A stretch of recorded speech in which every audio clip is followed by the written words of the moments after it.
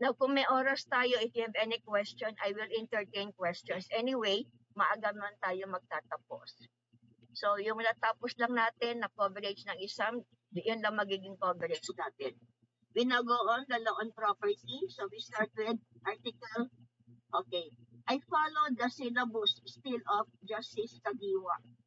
Ito yung kanyang format, so I just followed it. Pareho pa rin naman ang kanyang format, okay? So, Article 414, all things which are or may be the object of appropriation, meaning this can be owned by a person are considered either immovable or real property or personal or movable property. So, real property, house and lot, and also you have examples of personal property. Now, we go to Article 415. Okay. Under Article 415, it did not give us a definition of what real property are. Article 415 gave us an enumeration of what real property are, and we have 10 in the enumeration. Okay, number 1, lands, buildings, roads, and constructions of all kinds adhere to the soil. Number 2, trees, plants, and growing fruits. While they're attached to the land or form an integral part of an immovable, they're considered real property based on nature. They cannot be transferred from one place to another. They cannot be carried from place to place.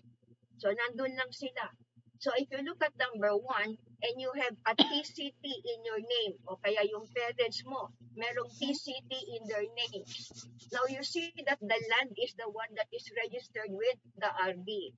So, you might think that your house erected on your land or the building erected on the land is not real property. However, it is identified in the TCT as an improvement. However, that building or house, provided it is more or less permanent in structure and attached to the land, is considered real property. So the Kariton, where the Kariton people live, yung shanty or barong-barong, they are never considered as real property. Simply because they are not more or less permanent in structure and they are not attached to the land. Walang foundation na naka-attach sa land. However, take note as to number 1, the building may be considered by the contracting parties as chattel or as personal property. They may even constitute a chattel mortgage over that building or house. However, that agreement is only binding between the contracting parties. For as long as the building or the house is more or less permanent in structure and attached to the land, it is real property under Article 415 of the Civil Code. Now, as to number 2, the trees, the plants, and the growing fruits must be attached to the land or form an integral part of an immovable to be considered real property. Now, you may notice certain buildings, yung mga high-rise building, meron silang mga plants on the wall of the high-rise building, vertical, di ba? Nakalagay sa mga plastic containers, but they're also attached to the immovable. So they're considered as real property.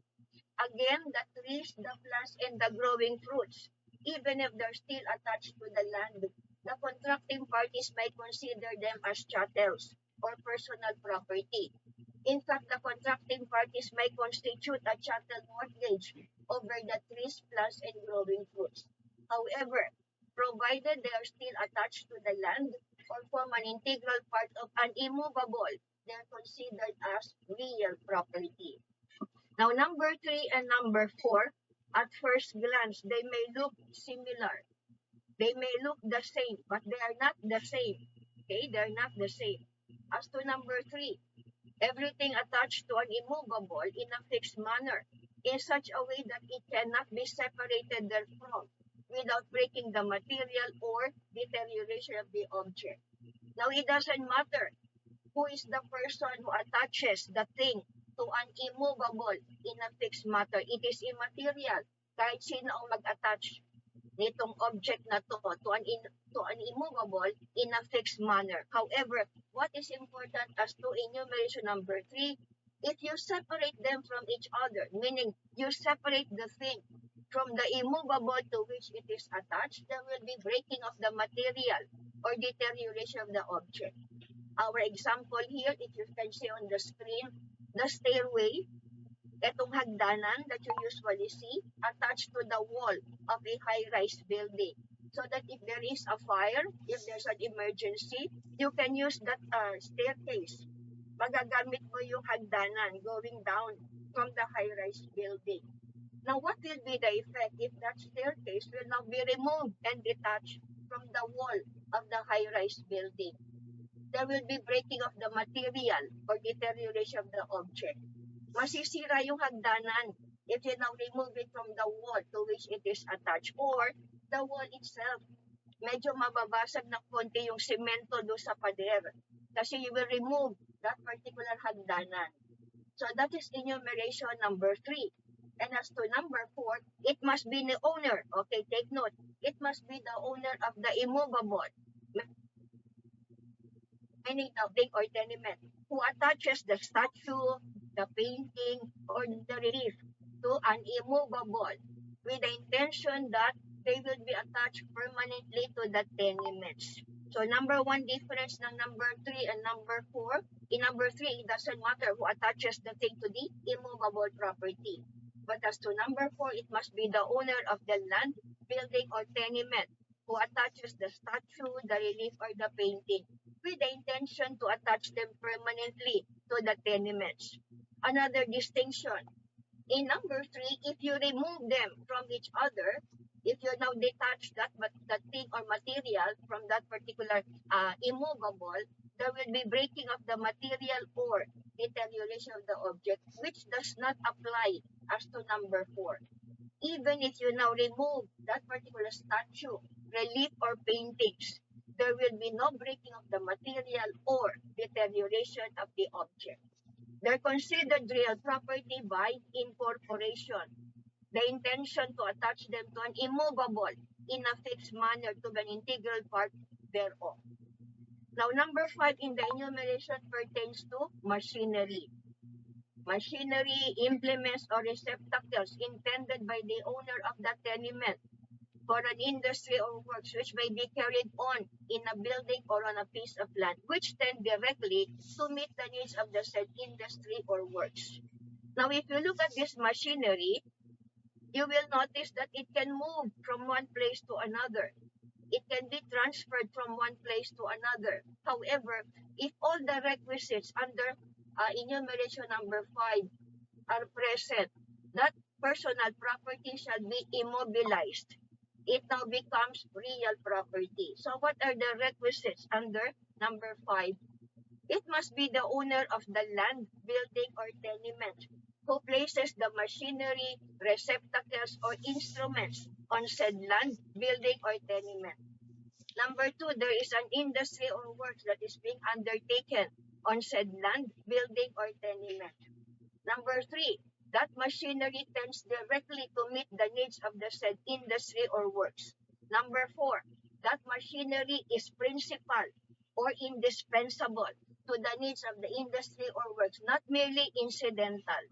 If all the 4 requisites are present, then the machinery becomes immobilized. It now becomes real property.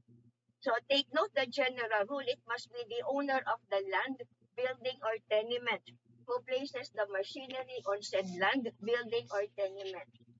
The machinery is real property. If it is only a tenant or the lessee of the said building, land, or tenement who places the machinery is personal property. However, the exception to the exception, if the lessor owner and the lessee, they have an agreement that after the expiration of the contract of lease, the machinery shall be left behind to be part of the building, land, or tenement and to be owned by the lessor owner, then that particular machinery remains real property. So take note of the general rule, the exception to the exception. Number 6 pertains to animal houses, pigeon houses, beehives, fish ponds, or breeding places of similar nature. So question, if you see this bird cage hanging in my veranda or hanging in my living room area together with the lovebirds inside the cage, how do you construe the bird cage? Is it real property or is it personal property? Now, if the bird cage is only hanging in my living room area or it is only hanging in my bedroom, that bird cage is considered personal property. What requisite must be there so that this bird cage or any animal house or any pigeon house will be considered real property? You have the intention to permanently attach them to the land and forming a permanent part of it. The animals in these places are included. So the animal house must be attached permanently to the land. Nakasimento para hindi mo na ita-transfer from one place to another. So look around your community if you can see dog houses. Usually may kulungan ng aso sa harapan ng bahay ng kapitbahay mo. So if you notice that dog house, the dog cage, is only superimposed on the ground, nakapatong lang. Therefore, it can be placed elsewhere. It can be carried from place to place. It is personal property. However, if the dog house or the dog cage or any cage therein ay nakasimento on the land, therefore it is permanently attached to the land, it is now considered real property. Fertilizer actually used on a piece of land, the fertilizer must already be mixed with the soil. So you cannot get it back. Nakahalo na sa lupa yung fertilizer. However, if the fertilizer is only in a bucket, nasa timba, nasa paper bag, nasa plastic bag, it remains as personal property. Mines, quarries, and slag dams, where the matter thereof forms part of the bed and water is either running or stagnant. Looking at the picture on the screen, what do you see? What is the miner doing inside the mines? The miner is extracting the mineral or whatever minerals it is, whether it is gold, diamond, or quarrying. Kinukwari yung graba, kinukwari yung buhangin. So as you now get the minerals, they're now extracted from the mines. They're considered as personal property. Okay, so these are considered real property based on destination, the utility that they give to the activity being carried thereon. So that is destination. Number 9, and number 10, they're considered as real property by analogy. By the express provision of the Civil Code, they're considered real property. Number 9, docks and structures, though floating, are intended by their nature and object to remain at a fixed place on a river, lake, or coast.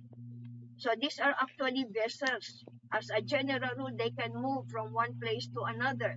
However, based on enumeration number 9, if they remain at a fixed place on a river, lake, or coast, by analogy, by express provision of the Civil Code, they're considered real property.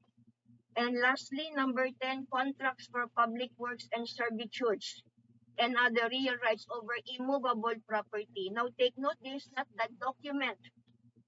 That is the evidence of the contract. It is now the contract for public work and also servitude over real property. Our classic example, the easement of right of way.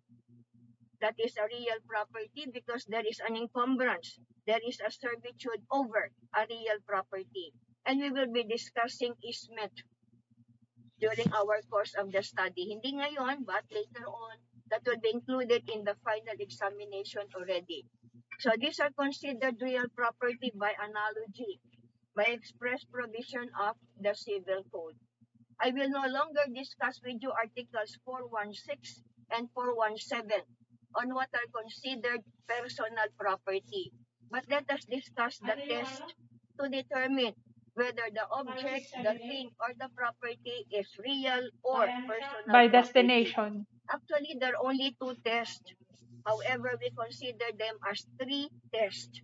Okay, the number 1 test, the test of exclusion. If the thing, the object, or the property is not included under enumeration number 415, it is personal property. So we have already discussed the 10 real property enumerated under Article 415. So if the object that you can see, if the thing that you can see inside your house is not included under Article 415, therefore it is personal property. The two other tests are the test of description.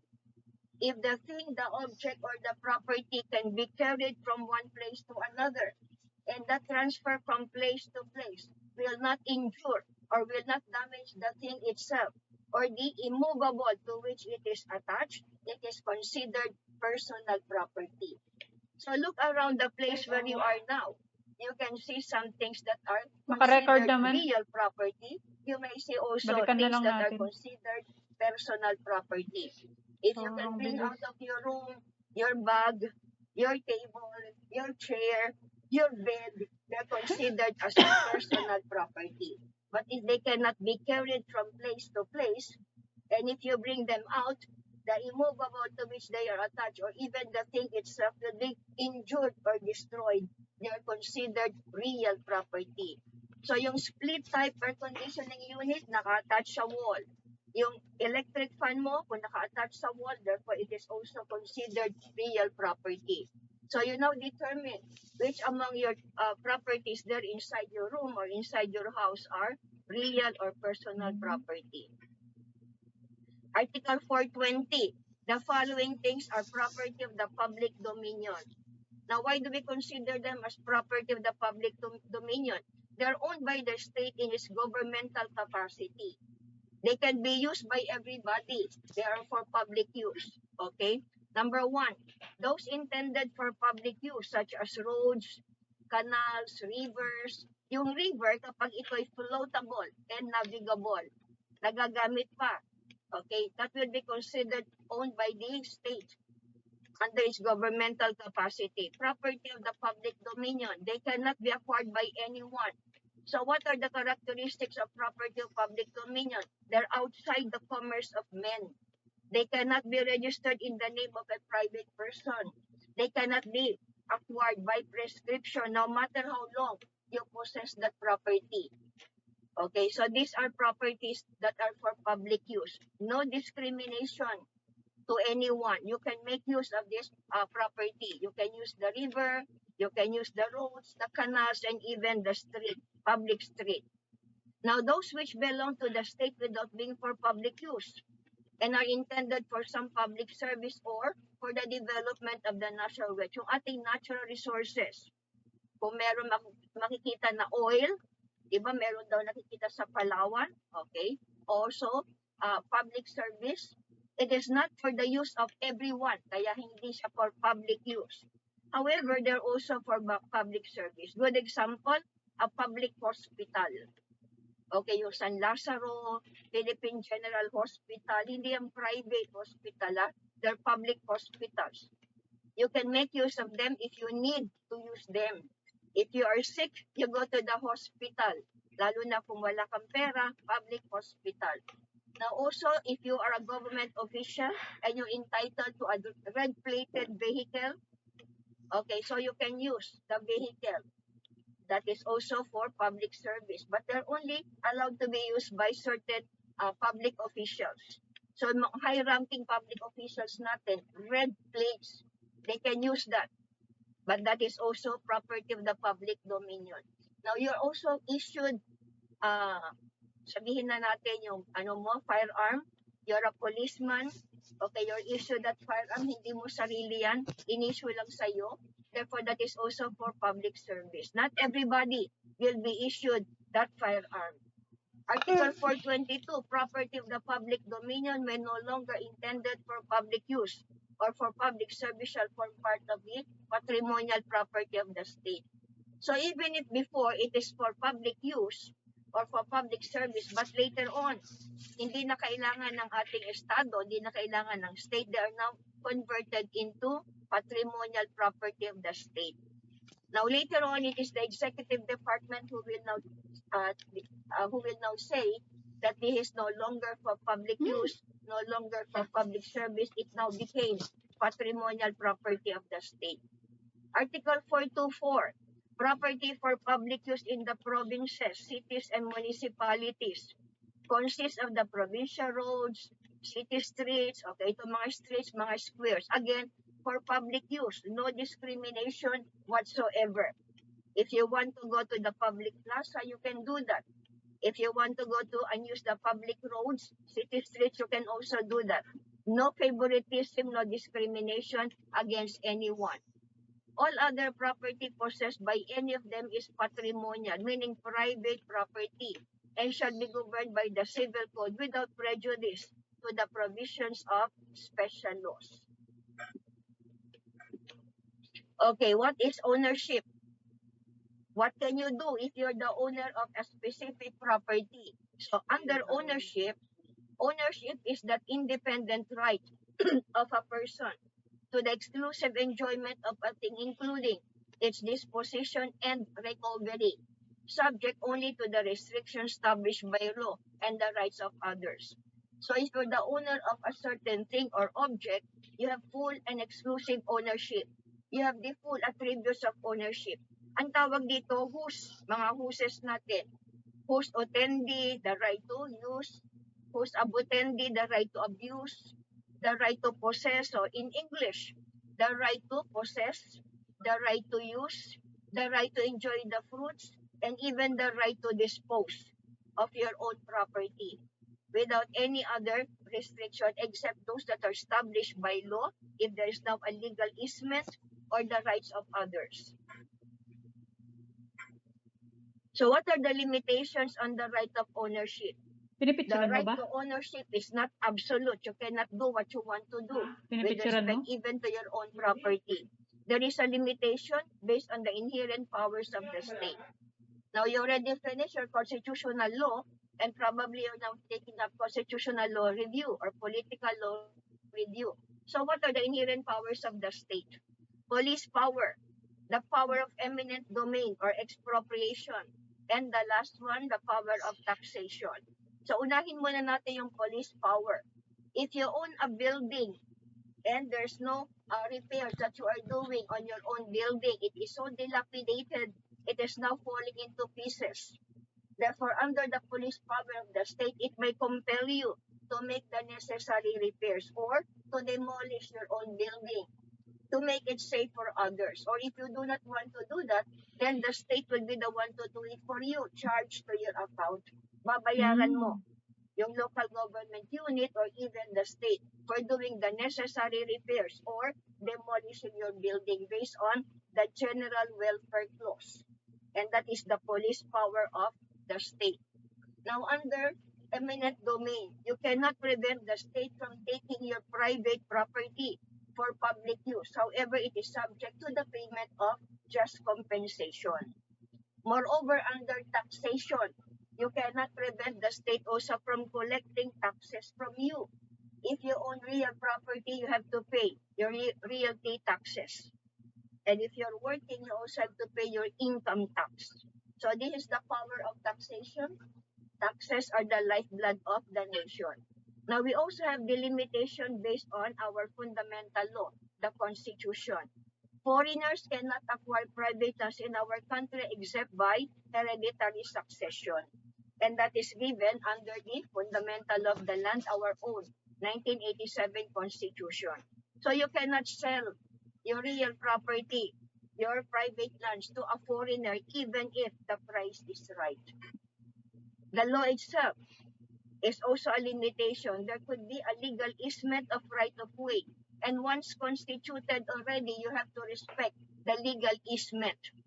Okay, you have to respect the legal easement already constituted on your own property. Now, there are also limitations imposed by the following. Imposed by the transferor of the property. Now, the testator or the donor may impose the condition that the property shall not be partitioned, the property shall not be sold within a period not exceeding 20 years. The testator may make a will and impose that condition. And even if you are the compulsory heir, even if that property is your legitimate, there can be the prohibition to transfer the property or to partition the property or to sell the property within the period not exceeding 20 years. Beyond the period of 20 years, the excess is already void. Hanggang 20 years lang ang prohibition that can be imposed by the donor of the property or by the testator of this property. Now, there can also be a limitation imposed by the owner himself. If you constituted a contract of lease on your own real property or a contract of usufruct on your own real property, during the period of the contract of lease, during the period of the usufruct, even if you are the owner, you cannot enter that property without the consent of the lessee or the usufructuary. That is a condition, that is a limitation you impose on yourself. Now also, if you now pledge your personal property, sinangla mo yung personal property mo. Now under pledge, that personal property must be in the possession of the pledgee or any third person agreed upon by the parties. You cannot even use your own personal property because it is now under pledge. Yung real property under mortgage, walang ganon. You do not need to deliver the object of the rem to the mortgagee. However, with respect to pledge, you have to deliver that property to the pledgee or to the third person agreed upon by the parties to take possession of the property. Now, there can also be a limitation imposed with conflict with other rights. Example, contiguity of property. If you are residing in a condominium project, you own a unit in the condominium project, no? Meron kang condominium unit. Or even if you own a house in a subdivision, a residential subdivision, even if you're the owner of a very nice, very good na videoke system o karaoke system, you cannot be singing at 2 o'clock in the morning at the top of your voice. You will be considered a nuisance by the other members of the community. You can be considered a nuisance by your neighbors if you are singing at the top of your voice at 2 o'clock in the morning. Eh kung i-abate ka sa marili, papatayin ka na lang. Di ba maraming binabaril, lalo na if you're singing the song, My Way, nasintonado ka naman. Now, what are the rights as a consequence of ownership? Now, these are the rights included under the Civil Code, and I enumerated them sequentially. Article 428, you can use your property. You can enjoy and dispose of your own property. So you are the owner of this house. You can enjoy the use of your property. You can even sell your own house and lot if you already acquired another house and lot that you can use as your dwelling place. Now, even if you are evicted from your house or your lot, na-evict ka, forcible entry, therefore you can recover the property from any holder or possessor. You file a case for ejectment, and within 10 days after filing the case for ejectment, you now ask the court for the writ of mandatory preliminary injunction so that you can be restored in your own premises. You can be restored to the premises. Another right of the owner under Article 429, you may exclude any person from the enjoyment and disposal of your property. Now, this is what we call the principle of self-help. The exercise of the principle of self-help is given to you to exclude any person from the enjoyment and disposal of your property, provided all the requisites under Article 429 are present. We will discuss them a little later. Article 430, you have the right to enclose or fence your land or tenement. Now, as soon as you buy a parcel of land, the first thing that you can do is to enclose or fence your land. Now, what is the significance or the importance of a fence? Whatever material you use, pwedeng konkreto, meaning sementado yung fence mo, pwede naman ding kahoy, picket fence, ipil-ipil, whatever material that you can use as a fence. Now, the fence is the first visible sign of security or privacy. Anybody that goes beyond your fence without your approval or without your consent will be considered a trespasser or an intruder who may be prosecuted and convicted under the law. Now, we also have another principle here, Article 435. I already mentioned that if ever there will be the inherent power of the state, there is the power of eminent domain or expropriation. You cannot prevent the state from taking your private property. However, there must be payment of just compensation. Moreover, it must be for public use, not for any other use, but for public use, there must be payment of just compensation. Article 437 is what we call the surface rights of a landowner.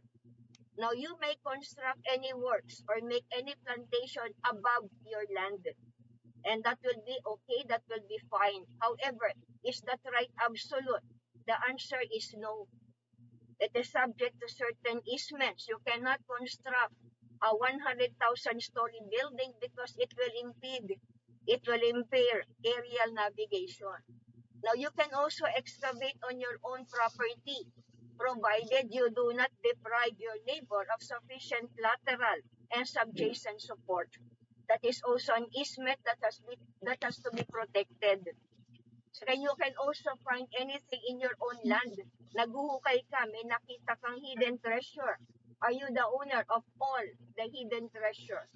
It may own by you or only partly you may own hidden treasure. We will discuss hidden treasure later on. However, under the Civil Code, you may own all or part of hidden treasure found in your own land, building, or tenement. And the last is the right to accessions. Under Article 440, you own all accessions to your property. Now, it is wrong to say that the accession is a mode of acquiring ownership over property. You must already be the owner of that property, and later on, there are accessions or accessories attached to your property. And under the principle that the accessory follows the principal, you become the owner of the accessory if you are the owner of the principal thing. So these are the rights given to us as a consequence of ownership. Now, what is the principle of self-help under Article 429? Now, let me flash the requisites. Okay, actual or threatened physical invasion or usurpation of property. Number 2, invasion or usurpation must be unlawful. Owner or the lawful possessor is the one defending the property. You can only use reasonable force to repel the invasion or usurpation. And the last requisite, the principle of self-help must be exercised at the time of an actual or threatened dispossession or immediately after dispossession. Now, you are the owner of this unique-looking car. You do not have any garage.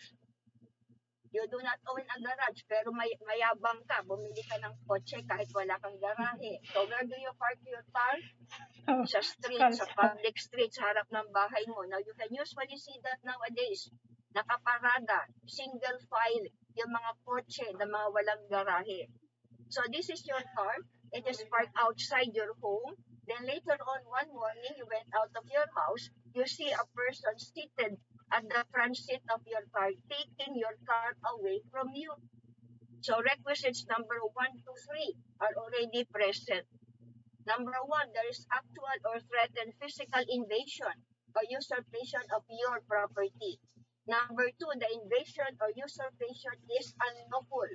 That person does not have any right to take your property away from you. And number 3, you are the owner. And you are the one defending your own property. Now, even if you are not the owner, you are the lawful possessor. You are the authorized driver. Ipinauuwi sa'yo ng amo mo yung kotse niya. And you park it in the street. So you are the lawful possessor of this property. You can also be the one defending the property. The next requisite, you can only use reasonable force to repel the invasion or usurpation.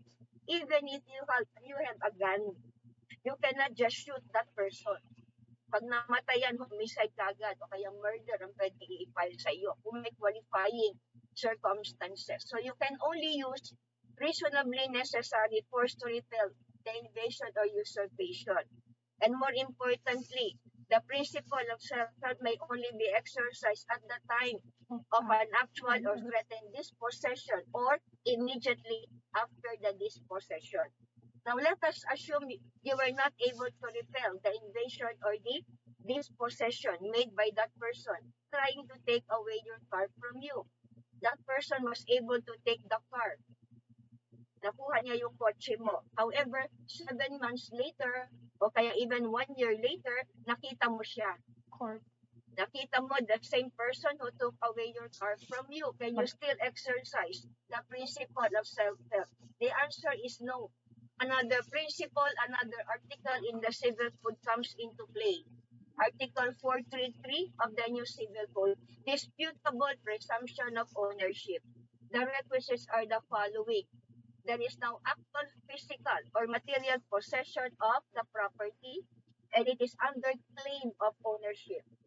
Medyo mayabang na yung nagdadrive for the past 1 year, you were not able to take over the property. You were not able to recover the property. Therefore, even if you are the true owner in this case, you must now invoke judicial process. You must resort to judicial process for the recovery of the property. You cannot take the law into your own hand anymore. You can now go to court. So what do? Is you now lose your personal property. You report the loss to the policeman or to the military officer. And once the property has been recovered, the court will be the one to determine who has a better right to the possession and the ownership of the thing.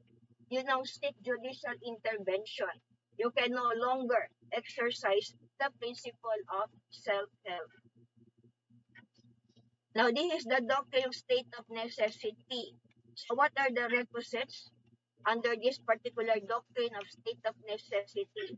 Number 1, there is an imminent danger and threatened damage to you, the actor, or even a third person. There must be interference to another's property so that you will avert such danger and damage to you, the actor, or the third person.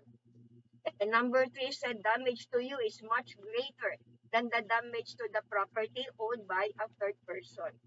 So our classic example is a cow, or not even a cow, a carabao, any other animal who will now cross the street. Now let us say that you are driving your car very carefully, and it is a very narrow road. 2 lanes lang yung street na tinatraverse mo. So one lane is going north, the other one is going south. Magkasalubong kayo. So what do you notice? If you swerve to the right, pag nag-swerve ka to the right, you will fall into the ravine. Mahuhulog ka sa bangin. You may injure yourself. You may even die. You can also injure your property.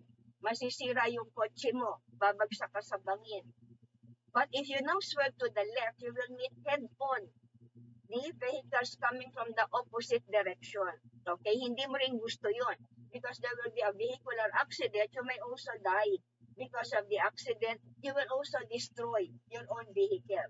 So you are now driving your car very carefully. Medyo madilim-dilim na.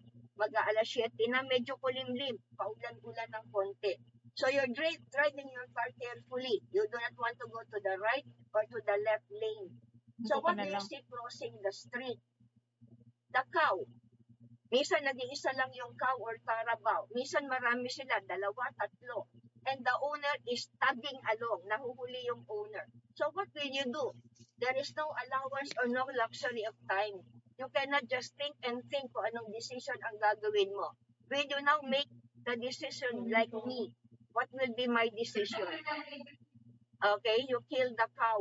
Carninorte na lang yung anong yan. Pwede naman tumigil, ma'am. Grabe ka naman. Okay, balikan natin. Kasi you're driving your So car the very requisites are now carefully. present. There's an imminent danger and threatened damage to you, the actor. You need to interfere to another's property, and that third person, the owner of the cow, cannot prevent you from interfering with his own property, because the damage to you is much, much greater than the damage to the property. That is only property. However, what is your obligation to the owner of the cow? You must indemnify the owner of the cow of the value of that property that you destroyed. You killed the cow, therefore you have to pay the value of a live cow. Now, what is the value of a live cow? It depends on the size of the cow. And you have to negotiate with the owner on how much you have to sasakyan indemnify mo, the owner, because you now destroyed sira-sira na, no? his own property. And this is the doctrine of state Mas of mahal pa pala yung necessity under pan mo, Article 432 of the yung Civil cow Code. kaysa dun sa sasakyan mo. Okay, we were talking kanina of the hidden treasure. When will you become the owner of the hidden treasure? Okay, look at Article 439. How do we define Walang, hidden treasure? Hidden treasure is any hidden and unknown deposit of money, jewelry, or other precious objects, the lawful ownership of which does not appear. Walang lawful Now, the owner. last phrase, yung lawful ownership of which does not appear. It is the important part of this definition. Because the money may be hidden, the But jewelry there and is other an owner. precious objects may be hidden and you found them by your search. Okay? However, if you know the real owner of these properties, it does not fall under our definition of hidden treasure. You must not be aware of the lawful ownership of this particular hidden treasure. You must not know who the real owner is. And then you found them because of your search. Now, what is the right now of the finder to the hidden treasure? If the finder is the owner of the land, building, or property where the hidden treasure was found, everything belongs to the finder. 100% of the treasure belongs to him. He is the owner of the land, building, or tenement. He is also the finder. Therefore, everything belongs to him. Now, if you're only the finder, you're not the owner of the land, building, or 50-50. tenement, what will be your share? 50-50. 50% or one half will be the share of the finder. The other one half will now go to the owner of the land, building, or tenement. If you were merely employed to look for the hidden Zero. treasure, what will you By get? contract. General rule, you will only get the agreed upon wages or salaries. Kung ano yung agreed upon salary or wages by the particular person na pinagkasunduan ninyo. However, the exception is if there's an agreement to the contrary, that on top of your agreed upon wages or salaries, you will also get a share from the hidden treasure. That agreement will be respected by the contracting party. So you will also get a share in the hidden treasure because that has been agreed upon in addition to your wages or salaries. Now, if you are merely a trespasser, you do not get any share at all. You can also be prosecuted and even convicted for entering the property of the owner without the consent and without the approval of the owner. And if the hidden treasure is of interest to science or the arts, then the state will get the hidden treasure at its just price, babayaran ka at its just price, and the division will be in conformity with the above rules. So look at Article 439 of the Civil Code with respect to hidden treasure. Now we now go to accession. Accession is the right of the owner of the thing, real or personal, to become the owner of everything which is produced thereby or which is incorporated or attached thereto, either naturally or artificially. Meron tayong tawag na natural fruits. So if you have a dog or even a cat which is pregnant, okay, and later on there is the birth of the puppies or the kittens. So who becomes the owner of the puppies and the kittens? The owner of the dog, the owner of the cat also becomes the owner thereof. The owner of everything which is produced thereby. So you have agricultural land, and because of your industry, nagwo-water ka every day, nagfe-fertilize ka ng land mo, and later on there are fruits that are now born by your land. You're also the owner of the fruits. Everything that is also produced thereby, either naturally or artificially, or incorporated or attached thereto. Kaya yung alluvium, avulsion, yung mga natural accession natural, they also belong to the riparian owner to which that particular alluvial deposit attaches. So what are the basic principles under accession? Number one, the accessory follows the principal. Number two, the union or incorporation must, with certain exceptions, be effected in such a manner that to separate the principal from the accessory would result in substantial injury to others. Our classic example is a diamond stone or any other stone, whether amethyst, sapphire, pearl, basta maikakabit dito sa ring. So we have now two owners, the owner of the diamond stone and the owner of the gold ring. Now they agreed to attach the diamond stone to the gold ring. Now we do not have any more a diamond stone and a gold ring. What we have now is a A diamond diamond ring. Now, what will happen if they now agree to separate the diamond stone from the gold ring? If it is the diamond that is so small and so fragile, the diamond stone shall be destroyed. Madudurog yan pag inalis mo ulit sa ingaste niya. Or if it is now the gold ring that is so pliant, ano yung Saudi gold or Chinese gold, napakalambot niya, then makukupi, madidistort itong ring. So there will be a substantial injury to either of them if you now separate them from each other. He who is in good faith may be held responsible but shall not be penalized. Now, what is the penalty? The one who is in bad faith shall be the one penalized. The one in bad faith shall pay the penalty to the one who is in good faith. The one in good faith shall be indemnified and be awarded damages by the one who injured the one who is in good faith. Now, if they are both in bad faith of one neutralizes the bad faith of the other, so both shall be considered in good faith. And the last principle involved, the principle of solutio indebiti, no unjust enrichment. No one should be unjustly enriched at the expense of the other. The law shall harmonize the rights and obligations of the parties under the principle of no enrichment. We now go to accession industrial, and we're now going to Article 448 of the Civil Code. Naka-record, girl. Naka-record. Mamaya na lang. Under Article 448, Hindi ko we din have a narinig. landowner in good faith and a builder, planter, or sower also in good faith. So both of them are in good faith. Now, because both of them are in good faith, we will harmonize the rights and obligations of the parties and equalize their rights under the law. And the law will protect the rights of both parties. Now, who is a landowner in good faith? A landowner in good faith is one who does not know that somebody is building, planting, or sowing on his land. Or even if he knows, he objects thereto. He is considered a landowner in good faith. Now, who is a builder in good faith? A builder in good faith is one who builds, plants, or sows on land which he knows and which he believes belongs to him. Because if you build something on land which you know does not belong to you, you will be considered a builder in bad faith. Why will you build something on land which you know is titled in the name of another person? Why will you build or plant on land that you do not own? You will be considered a builder in bad faith. Now we have the rights and obligations of the parties under Article 448 of the new Civil Code. Now, preferential right is given to the landowner in good faith for two reasons. Because the title of the landowner in good faith is older than the title of the builder in good faith. Which came ahead, the land or the building?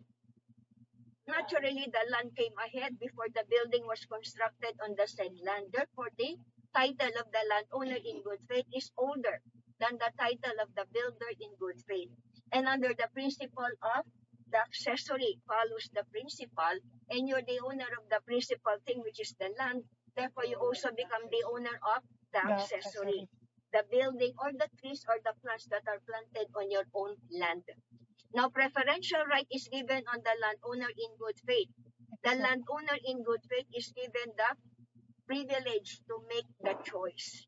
So the choice is given to the landowner in good faith whether, number one, to appropriate everything that has been built, planted, or sold, provided the landowner in good faith pays the indemnity provided under Articles 546 and 548.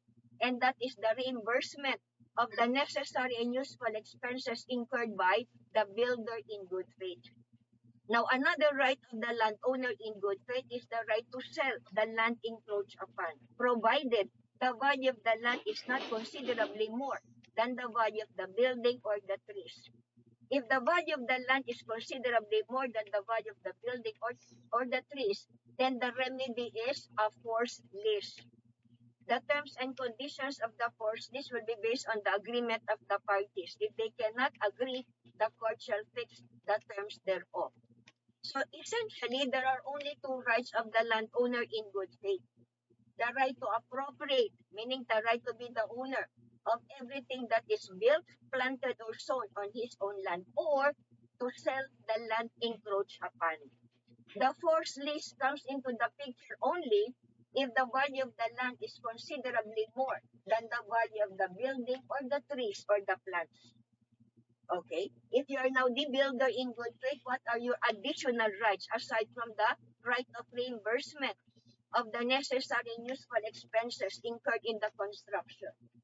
The builder in good faith has the right of retention until fully paid of the necessary and useful expenses incurred in the construction. The builder in good faith also has the right to buy the land encroached upon, provided the value of the land is not considerably more than the value of the building, the trees, and the crops.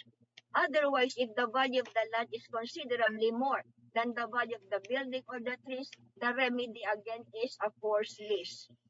The terms and conditions to be determined by the contracting parties. If they cannot agree, the court will determine the terms and conditions of the forced lease. Now we go to the article now that is next, 449 to 452. This time the builder is in bad faith. So what will now become the difference here? So we have a landowner now in good faith and a builder in bad faith. The builder knows he was not the owner of the land and yet he built something on that particular land. So the right of the landowner in good faith is the same. He can now appropriate whatever has been built or planted on his own land without any payment of indemnity plus damages. So you do not need to pay the necessary and useful expenses incurred by the builder in good faith, because what we have now is a builder in bad faith. Another right of the landowner in good faith is the right to demand removal or demolition at builder's expense plus damages. Or another right is the right to sell the land encroached upon, even if the value of the land is considerably more than the value of the building or the trees plus damages. Now, the only right of the builder in bad faith is reimbursement of the necessary expenses incurred for the preservation of the land. The simple reason is that the landowner in good faith must also preserve his own land. And if the preservation of the landowner's land was made by the builder in bad faith, necessarily, so that to prevent unjust enrichment on the part of the landowner, he must also reimburse the builder in bad faith of the necessary expenses for the preservation of the land. Now, I hope you will be able to distinguish the rights and obligations of the parties if one of them is in bad faith and when both of them are in good faith. Kailangan alam mo kung what will be applied, what article to apply. Now we go to accession natural. We first go to alluvium. Alluvium is the soil deposited or added to the lands adjoining the banks of the river and gradually received as an effect of the current of the river. So kahit current of the waters, it must be a river, a creek, or a torrent. Not the sea, not the bay, not a lake. Ang pinanggagalingan itong alluvial deposit. What are the requisites? The soil deposit must be gradual and imperceptible. You do not even know where the soil deposit is coming from. So little by little, deposit of soil is now gradual and imperceptible. Then later on, it will be going to be a little bigger and bigger and bigger. Now the cause is the current of the river. By the changing current of the river, it brings with it soil deposit. And the soil deposit now attaches to your land. The river must continue to exist.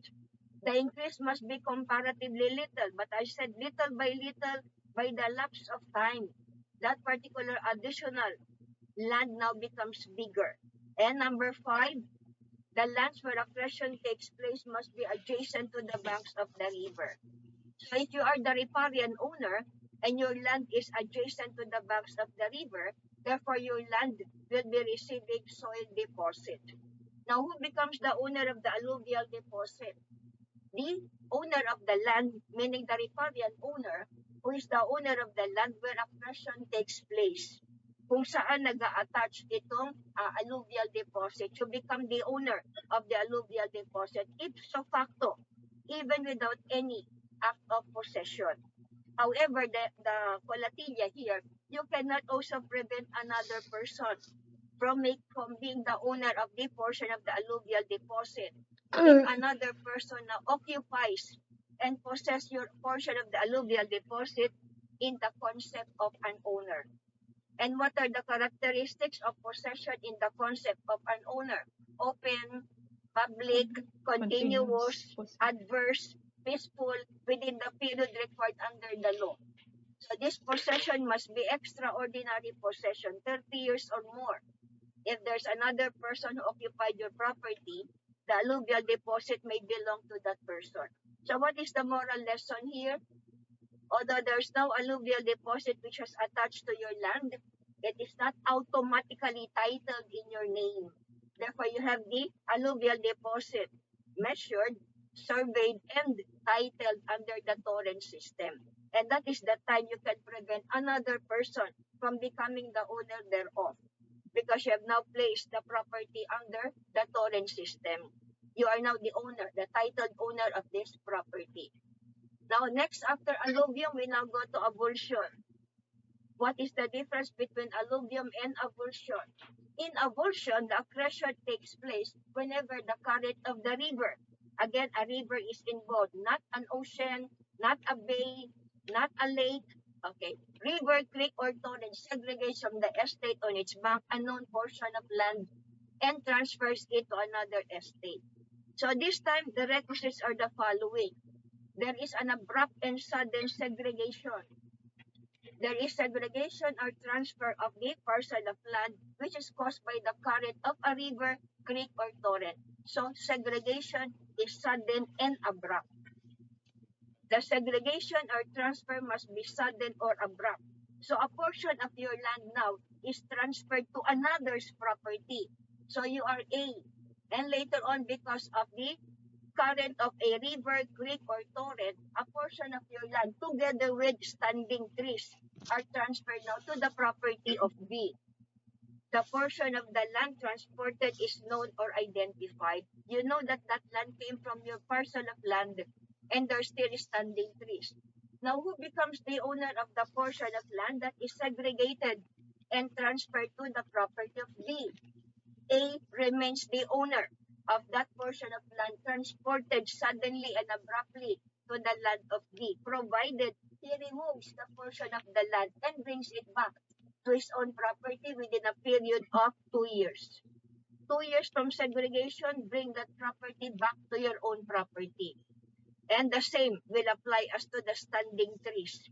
The standing trees are still attached to the land. They're considered as real property. However, if we now have uprooted trees, kung merong uprooted trees that are now cast in the property of B, who becomes the owner of the uprooted trees? Now, they're severed from the ground. They are no longer considered real property. So, A retains the ownership, but this time there's a condition sine qua non. He must claim the uprooted trees within a period of 6 months from segregation, and later on remove them and bring them back to his own property within a period of 4 years. Bakit 4 years na?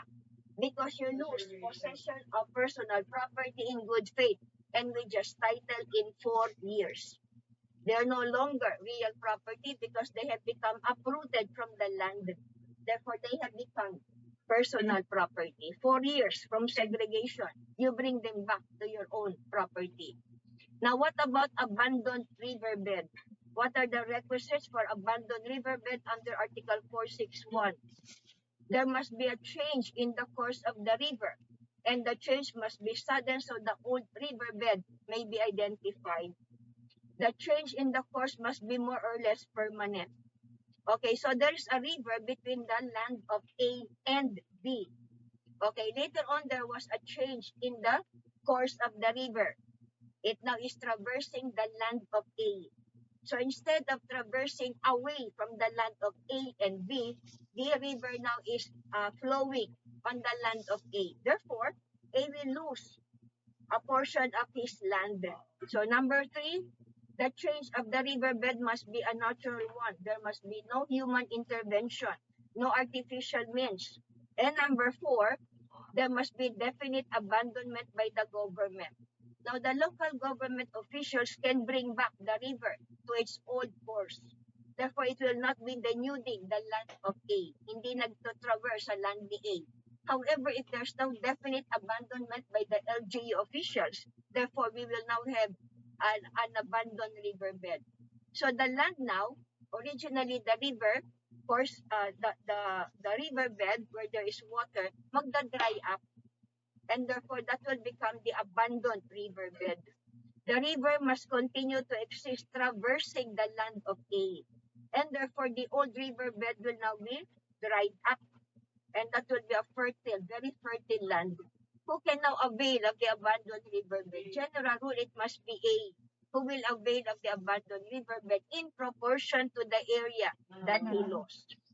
Abandoned riverbeds belong to the owners whose lands are occupied by the new course in proportion to the area lost. So if it was A, whose property is now being traversed by the river, therefore he lost an area of his land, and therefore he can avail of the portion of the riverbed, the abandoned riverbed, in proportion to the area that he lost. On the other hand, the owner also of the land adjacent to the old riverbed can also avail of the abandoned riverbed by paying the value of the land that A lost in proportion to the area that A lost. So this is abandoned riverbed. Now, we were talking of alluvium earlier. Now, let us assume that the alluvial deposit stayed in the middle of the river and it now became an island. Who is now the owner of the island? Ito yung formation of island. So if the island is squarely in the middle of a non-floatable, non-navigable river, then it will be divided longitudinally. One half will be given to the landowner nearest the island. So kung nasa middle, kung saan malapit yung island, therefore you now divide the island between the two riparian owners nearest the island. Now, if it is little near another property owned by the riparian owner, so ang magme-may-ari ng island that is formed by alluvial deposit is the riparian owner nearest the island. Quieting of title is our next topic under Article 476 of the Civil Code. Whenever there is a cloud on title to real property or any interest therein by reason of any instrument, any record, any claim, encumbrance, or proceeding which is apparently valid or effective, but is in truth and in fact invalid, ineffective, voidable, or unenforceable, and may be prejudicial to the said title, an action may be brought to remove such cloud or to quiet the title. So this is a very simple way to be able to remove the cloud or the doubt. You are the owner of a real property. By the way, quieting of title is only applicable to real property. There is no such thing as quieting of title with respect to personal property. So it only applies to real property. So you're the owner of a real property titled in your name. However, later on you hear that somebody is claiming to be the real owner of your real property. So there's now a cloud or a doubt in your title to your real property. And that particular cloud or doubt is now prejudicial to your title. So to be able to remove the cloud or to quiet the title, you go to court. And the action that you file is quieting of title. Now, what is the nature of the action that we call quieting of title? Is it a proceeding in rem? The answer is no. It is not a proceeding in rem. It is only quasi in rem. Kasi yung in rem, the decision binds the entire world. Whereas it is a quasi in rem, the action is in personam concerning real property. So you only invoke it against a specific person, not against the world. Hindi pwede against the entire world. The judgment therein does not extend beyond the property in controversy and is enforceable only against the defeated party and his privies. So the parties involved here is the complainant and also the defendant. So if you now defeat the defendant, then you can only enforce that action or that claim against the defeated defendant and his privacy, not against the entire world. Number 3, it is not essential that the court acquire jurisdiction over the person of the defendant. What is required here in query of title is publication, so that the court can acquire jurisdiction over the real property object of the action itself. It will acquire jurisdiction over the real property subject of litigation. Now, if brought against one co-owner, it does not constitute res judicata with respect to the other co-owners. Now, who may be the plaintiff in an action we call quality of title? The one with a legal title or one with an equitable title, or any interest in the real property which is the subject of litigation. So, sino yung may legal title? If there is title in that real property, may titulo ka and your name is on the title of that real property, you can be the plaintiff. Or you have an equitable title. There's a contract of lease that is constituted on that real property, and the contract of lease is for more than 1 year. If the contract of lease is now for more than 1 year, you now acquire a real right over that real property. You can be the one to file the action for quieting of title. You do not even need to be in the possession of the said real property. However, what is the importance of possession of the real property? If you are the one in possession of the real property, the right to file the action does not prescribe. It is imprescriptible. At any given time that you hear somebody claiming to be the owner of your property, you can go to court and file the action for quieting of title. However, if you are not in possession of the real property object of litigation, the right to file the action may prescribe 10 years, yung ordinary prescriptive period, 30 years, extraordinary prescription. So if you're not in the possession of the real property, you must be more careful and more wary. If you hear that somebody is claiming to be the owner of your real property or having a real right or having a better right than you file the action to quiet title. You may wake up one morning, the right to file the action for quiet of title has already prescribed, and you cannot use that anymore. So mas mabigat na yun if you will now go to court for action publicana or action revindicatoria. But you can also do that if you can prove that you are the real owner of the property, no longer the possession of the tatalunan, but including the ownership of that property. We now go to co-ownership. How do we define a co-ownership? There is a co-ownership whenever the ownership of an undivided thing or right belongs to different persons. So you're not the only owner. There are several owners, so there is a co-ownership. What are the requisites? Plurality of owners, several, 2 or more owners. And the object of ownership is a thing or right which is undivided. And each co-owner's right is limited only to his ideal share of the physical whole.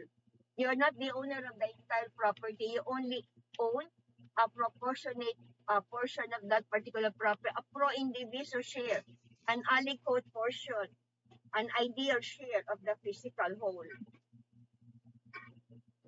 Now, what are the rights of each co-owner? Number 1, you have full ownership of your part. That is his undivided interest or share in the common property. If there are 4 co-owners, A, B, C, and D, therefore to the extent of 1/4, A is the full owner of his part. He is also the full owner of the fruits and benefits pertaining thereto. If that is an agricultural land and there are now harvests to the extent of 1/4 of all the harvest and the fruits, A is the full owner thereof. Number 3, the co-owner may alienate, assign, or mortgage his ideal interest or share. You can only alienate, assign, or mortgage your pro indiviso share, not the entire property. You can only do that, you can alienate, assign, or mortgage the entire property with the consent of all of the co-owners.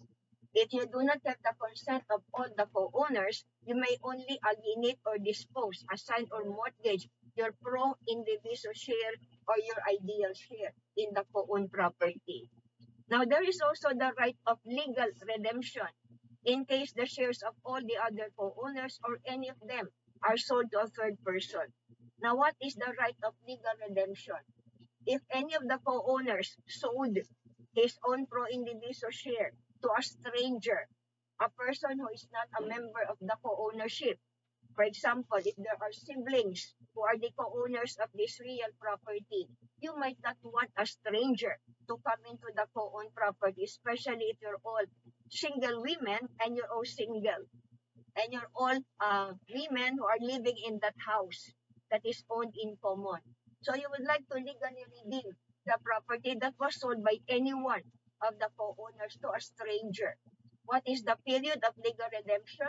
Within 30 days from written notice. And who should give the written notice? The seller or the prospective seller. If the sale is not yet consummated, should give the written notice to the other co-owners. So within the limited period of 30 days, the other co-owners may now redeem the property from the stranger who was able to buy the said property.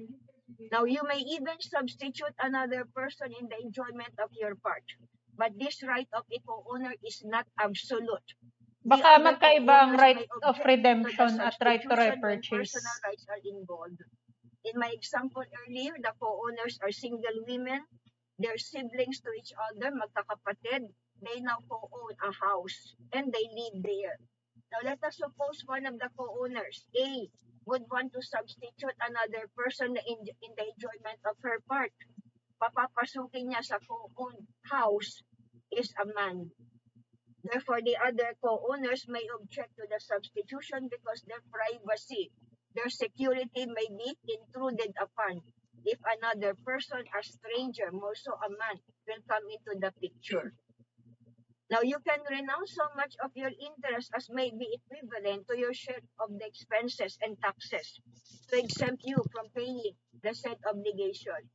A simple example here, if the realty taxes over that property is 40,000 pesos and there are 4 co-owners, so each of them must contribute 10,000 to the payment of the realty taxes. If A cannot contribute the 10,000 to the payment of realty taxes, therefore she may renounce so much of her interest as may be equivalent to 10,000 per share of the expenses as to the taxes to exempt herself from the said obligation. The last right of a co-owner is the right to demand partition. At any given time, with respect to the share of a co-owner, you can demand partition. And that is a right that, as a general rule, is imprescriptible. It cannot even be barred by laches unless there is a repudiation of the co-ownership. So these are the rights of each co-owner with respect to the co-owned property. Now, the reason why we do not want a co-ownership, the law does not even favor a co-ownership, is because of the consent requirement. Now, there must be consent here. In an action in ejectment, any one of the co-owners can be the one to file the action for ejectment. And the action in ejectment includes forcible entry, unlawful detainer, action publiciana, action revindicatoria, quality of title, and replevin. So any one of the co-owners can be the one to file the action, provided he files this in behalf and in favor of the co-ownership. You do not even need to implead all the other co-owners because it is presumed to be beneficial to the co-ownership. Now, acts of preservation can also be initiated by only one of the co-owners. It includes expenses for preservation, maintenance, taxes. Now, even if you did not inform the other co-owners because it is an act of preservation, you can compel contribution from the other co-owners. You can compel them to contribute because otherwise, if you do not do acts of preservation, the entire property may deteriorate and may get lost later on. Now, what about acts of administration? Now, acts of administration can be done by the financial majority. That is the approval by those who represent the controlling interest in the co-ownership. Now, acts of administration do not involve an alteration. They merely improve or embellish the thing. So repainting of that house, it may be renewed from time to time. It only has transitory effects. The lease of that particular real property for less than 1 year, it does not give rise to a real right over the co-owned property. It does not even affect the substance or the nature of the thing. However, if it is an alteration, it is more or less permanent. It changes the use of the thing. It prejudices the condition of the thing, and therefore you need the unanimous consent of the co-owners. Now, one example of an act of alteration, if you want to convert an agricultural land into a subdivision, you want to convert that subdivision into a memorial park. That is an act of alteration. So you need the consent, the unanimous consent of the co-owners, whether expressed or implied.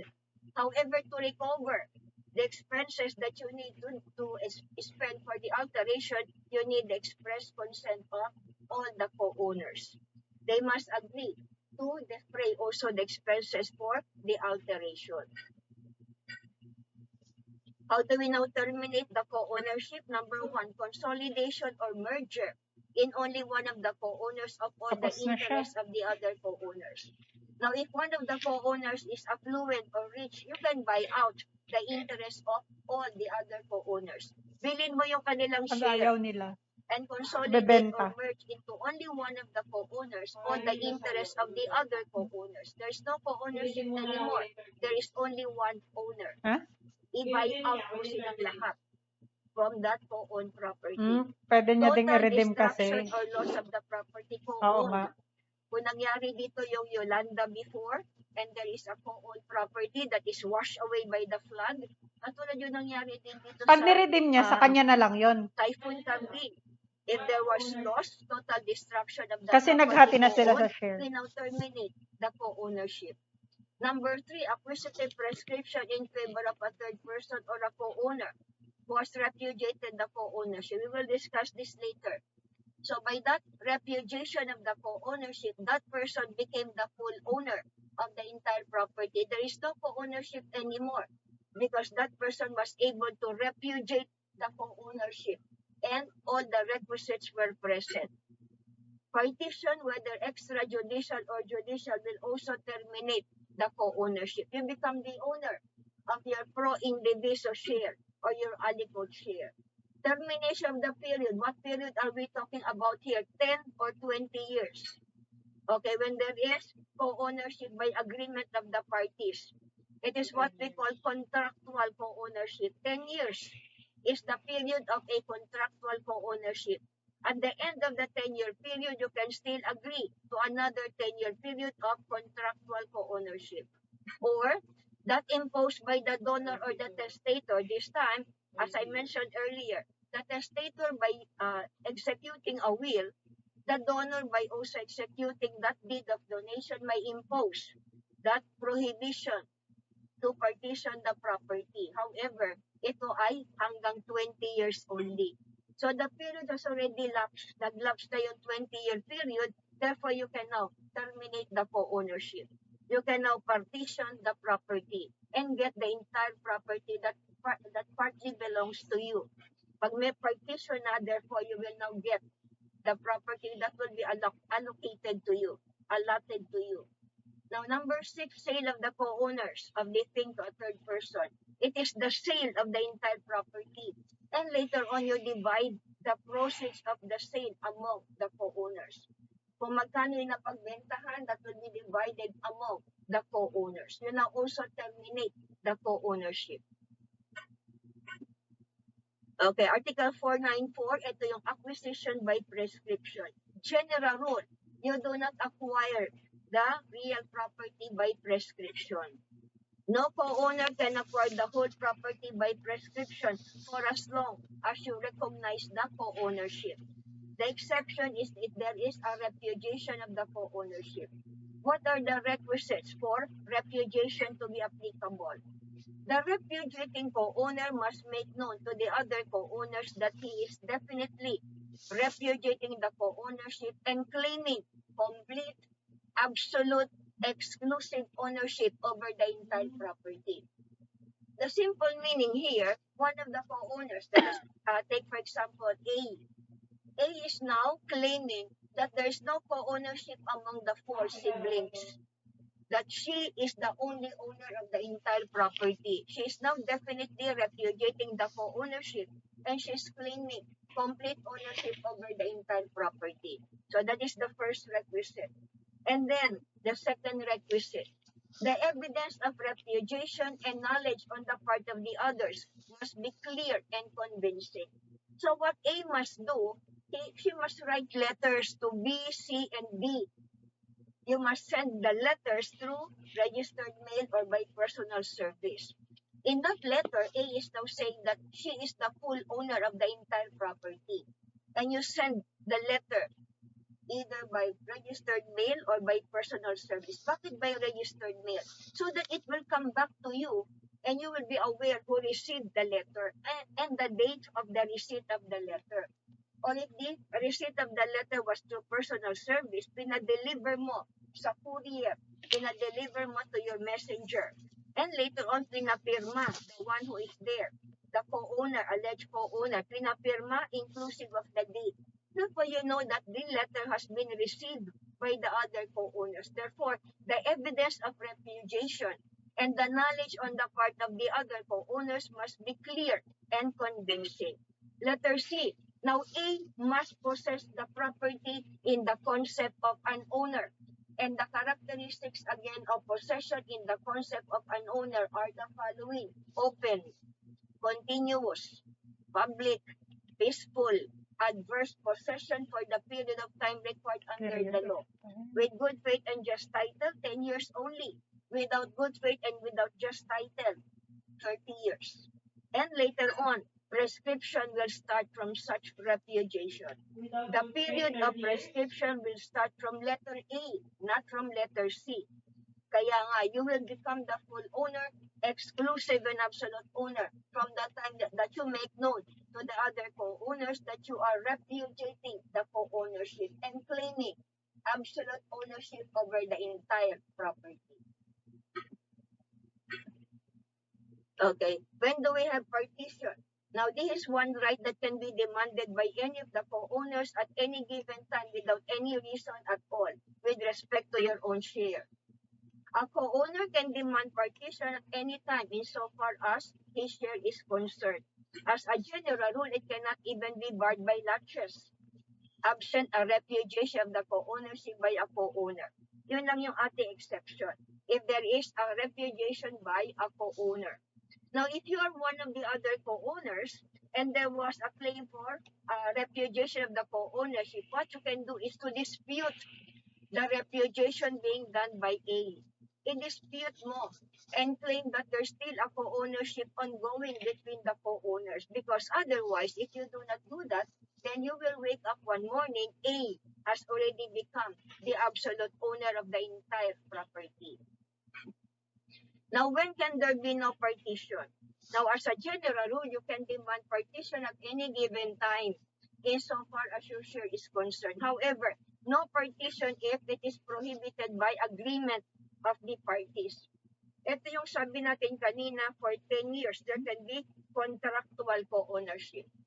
By agreement, the co-owners agree that for a period of 10 years, there will be no partition. And as I said, you can extend it to another 10 years if you still want to remain in a co-ownership. So every 10 years, pwede mo extend. Letter B, if it is prohibited by the testator or the donor for a period not exceeding 20 years. Even if that real property is your legitimate, the testator might include in the will the prohibition to partition the legitimate for a period not exceeding 20 years. The donor can also do that by executing a deed of donation, including that particular condition in the deed of donation.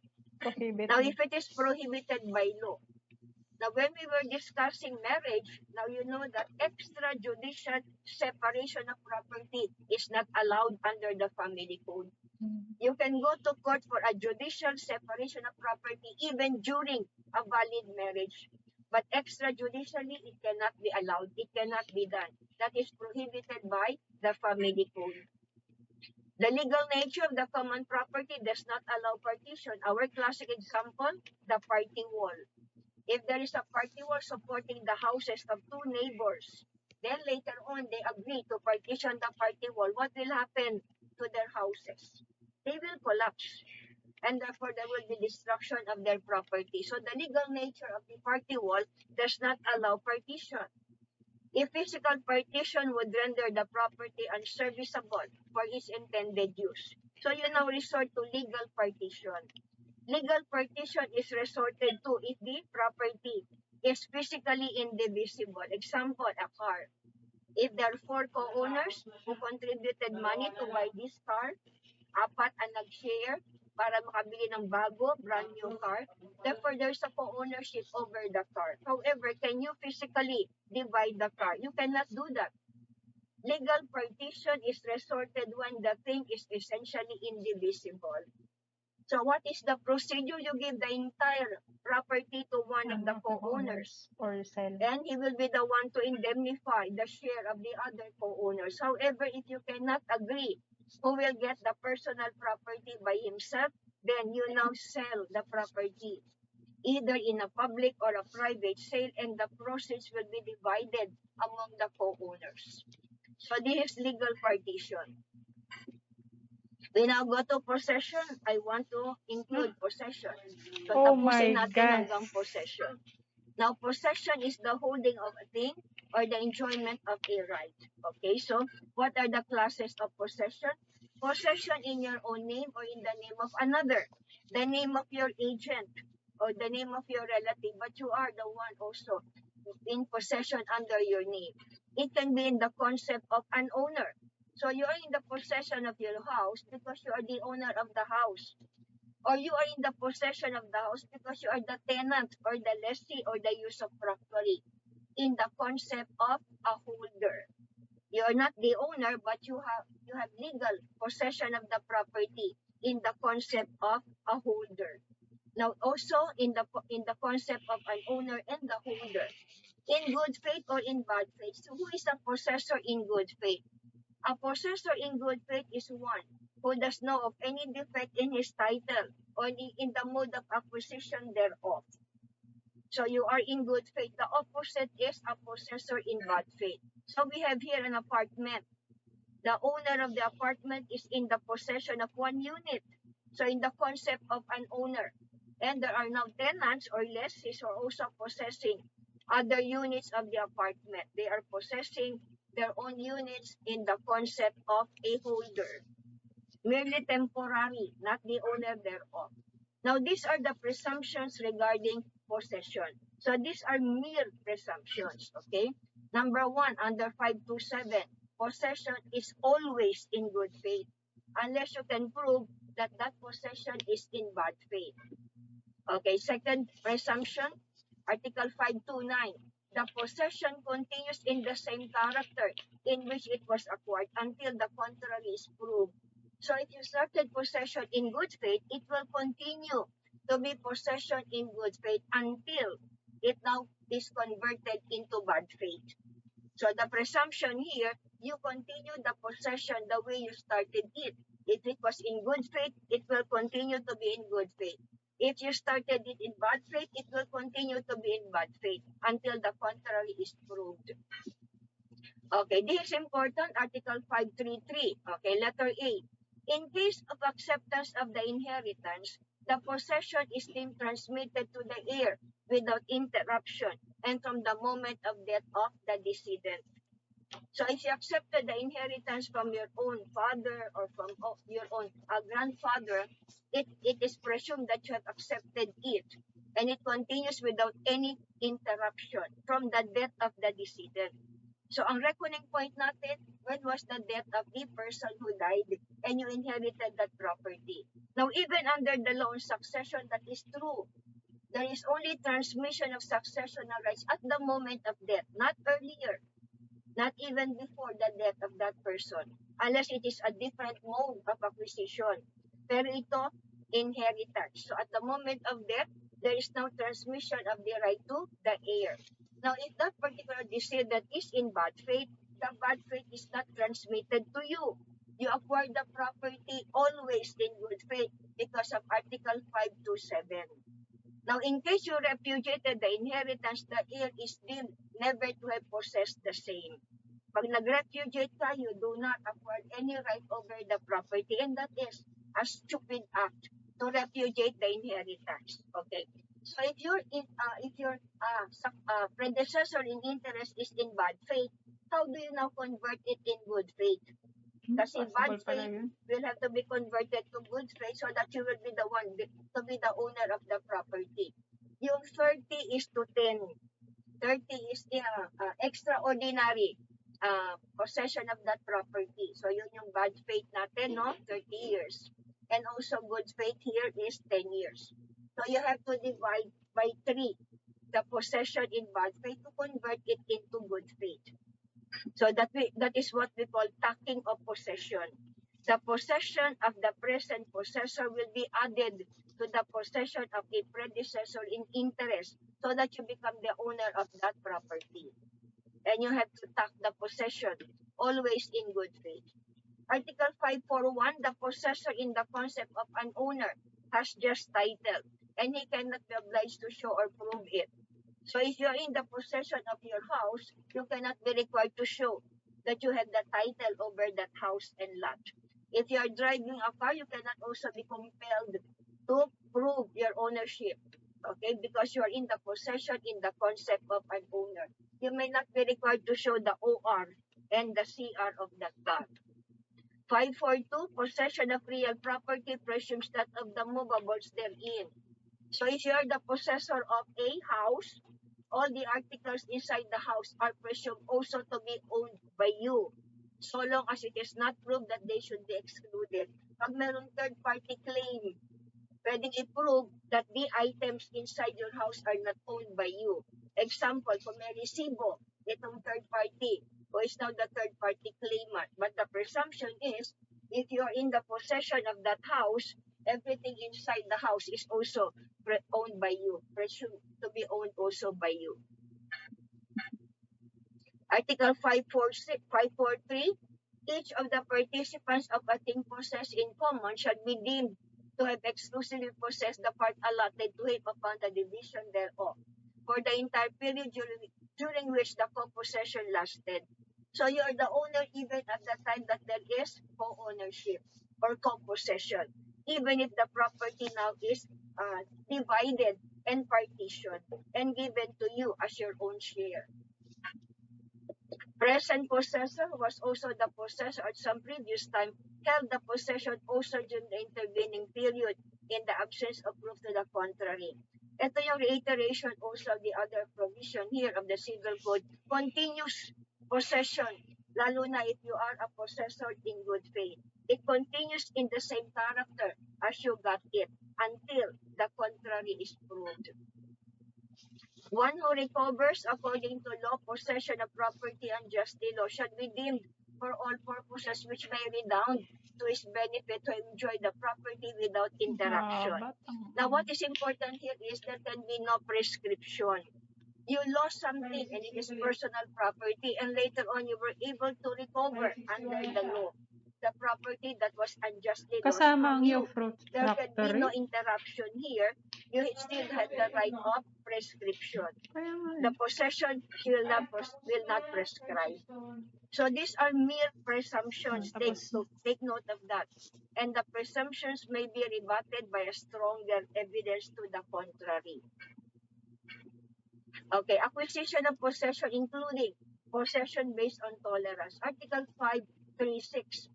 In no case may possession be acquired through force or intimidation as long as there is a possessor who objects thereto. He who believes that he has an action or a right to deprive another of the holding of a thing must invoke the aid of the competent court. You must seek judicial notice here, and also you seek the action of the court to decide that you are the proper holder and you're the proper possessor if the holder should refuse to deliver the thing. Now, acts merely tolerated and those executed clandestinely and without the knowledge of the possessor of thing or by violence do not affect possession. So ito yung mga forcible entry, If there is clandestine possession of the property, you do not even know napasok na pala yung property mo that has no fence or even with the fence napasok na ng squatter. Therefore, acts merely tolerated that will not give any right to the possessor thereof. Okay, what are the rules regarding possession as a fact? General rule, possession as a fact cannot be recognized at the same time in two different personalities. Now, take note that is the general rule only. However, meron tayong mga exception. If you are co-possessors or you possess the property under different concepts or degrees, one is in the possession in the concept of an owner. The other is in the possession in the concept of a holder. Pwedeng pareho sila. They're possessing the same thing at the same time. But general rule, possession as a fact cannot be recognized at the same time in two different personalities. So what are the rules? What are the rules that we follow in case of conflict or dispute regarding possession? Who will be preferred? Who will have a better right? Okay, letter A, the present possessor shall be preferred. Now, if there are two or more present possessors, who will be preferred? The one longer in possession shall be preferred. Kasi dalawa silang both are present, the one longer in possession shall be preferred. Now, letter C, if both began to possess almost at the same time, the one who can present or who has title. Now, if both of them has title, then the court will determine the property shall be kept in judicial deposit and the court will determine who has a better right to the possession of this property. Now, I want to emphasize possession is only an attribute of ownership. Yung possession is only an attribute of ownership. Kaya yung ating double sale, later on, we will discuss that in a contract of sale, it is different from your possession of this property. Ito yung possession only is the subject of the controversy. Okay, rights of every possessor to be respected in his possession, to be protected in or restored to the said possession by legal means should he be disturbed therein. Kaya nga yung writ of mandatory preliminary injunction to secure from the competent court in the action for forcible entry. I gave this example earlier. Napasok yung property mo and you were evicted from your own property. Therefore, you go to court for ejectment and later on you request the court after 10 days from filing the action for ejectment. You now request from the court a writ of mandatory preliminary injunction to be restored in the possession of your own property.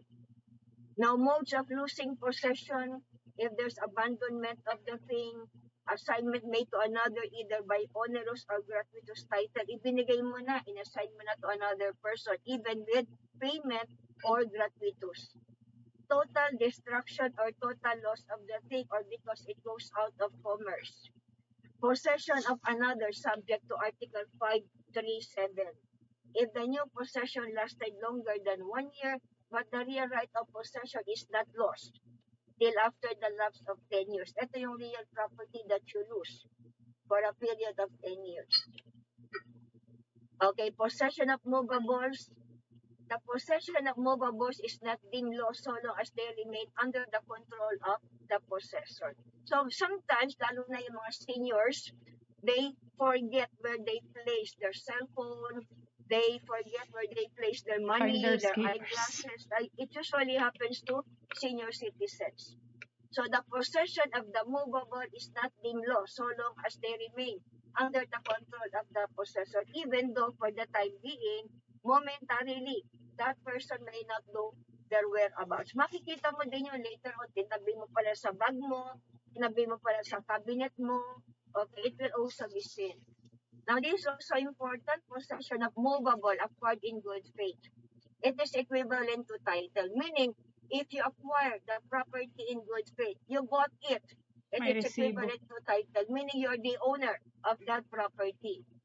And the more important thing, the owner may recover if he lost his own property. Let us assume face-to-face classes. And I forgot my cell phone inside the room that you're using. And somebody, let's say A, got my cell phone. Now, I saw later on A, presently in the possession of my cell phone. Can I recover my personal property from the present possessor? The answer is yes. The owner may recover if he lost the same. Or he was unlawfully deprived. Let us say that I was walking outside the school, sa MLC, doon sa Recto, sa Quiapo. Na-hold up ako, kinuha yung bag ko, inclusive of everything inside my bag. My wallet, my watch, my cell phone. But later on, this particular hold-upper went to A and sold my cell phone to A. 1,000 lang ang pinabayad sa cellphone ko. So later on, I saw A using my cell phone. He is now the present possessor of that cell phone. Can I recover my personal property from the present possessor? The answer again is yes. I was unlawfully deprived. So I need to pay A the 1,000 that he paid to the hold-upper. The answer is no. Bahala siyang habulin yung hold-upper. I can recover my personal property from the present possessor because I was unlawfully deprived. Unlawful deprivation includes all cases of taking, which constitutes a criminal offense under the revised penal code or any special penal law. Now, what if the hold-upper went to a pawn shop? Medyo nakakaintindi tong hold-upper. He went to the pawn shop and he May now resibo got ka a na. loan. Binayaran siya ng pawn shop for my cell Tapos phone na-auction. of 5,000. Let us say 5,000 ang binayad sa kanya for my cell phone. Then later on, the hold-upper did not return anymore. He did not redeem that property. He's not the owner of the cell phone anyway. So what is the action that will be done by the pawn shop? Marami ng articles sa pawn shop that are not redeemed by the owners and the owners. Auction. So they will now execute, they will conduct a pawn shop subasta. An auction sale. So here is A. He now participated in the public auction and he was able Lawful to get owner the na siya. property, my cell phone, because he was the highest bidder at 2,000 pesos only. Okay, I saw him again using my cell phone. He is now the present possessor. Can I recover my personal property from the present possessor? No. The answer again is yes. But this time, I have an obligation to A. My obligation is to reimburse him of the price that he paid at the public sale. Remember that he acquired the property in a public sale, therefore to be able to fully get the property, I must reimburse the price that he paid in the public auction. But it is wrong to say that I cannot recover my personal property. I am the owner who was unlawfully deprived. However, because he got the property at the public auction, then I need to reimburse him of the amount that he paid. Now, what is this particular doctrine of constructive possession? You may be the owner of a vast tract of land and you only possess a portion of this vast tract of land. A portion that you erected your house and you only move in that particular portion. Now, under the doctrine of constructive possession, under the eyes of the law, it does not mean that a man has to have his feet on every square meter of ground before it can be said that he is in possession thereof. Once you have taken a material possession over the property and it is under your possession and control, you now have the possession of that property. It is now governed by the doctrine of constructive possession. This is now the end of the lecture because the next topic is use of rank. It will be included in the final examination already. So use of rank, also easement, nuisance, donation, and the other modes of acquiring ownership will now be part of the final examination. So yung topic natin that I have discussed already,